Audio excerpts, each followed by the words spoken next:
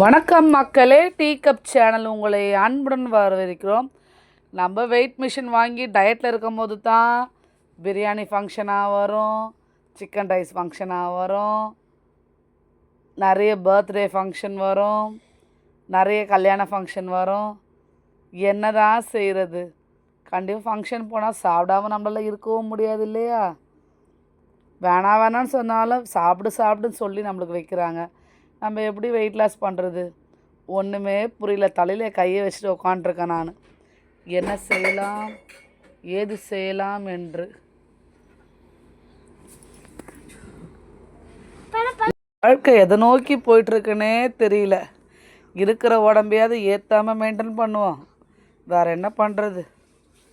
சரி, நீங்கள் டயட்டில் இருந்து இந்த மாதிரி அனுபவமெல்லாம் நீங்கள் பட்டிருக்கீங்களான்றதை கமெண்டில் சொல்லுங்கள்.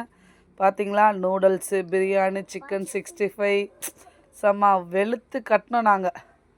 கண்டிப்பாக வேறு ஒரு வீடியோ நான் உங்களை பார்க்குறேன். அது இருக்குது. Thank you, bye bye. Thank you, video. Bye bye. Tata, see you.